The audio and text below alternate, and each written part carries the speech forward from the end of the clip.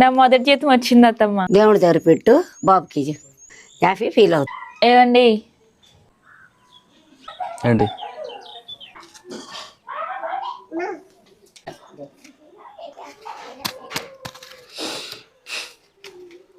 నా 5 రోజుల జీతం నీ నెల కష్టం.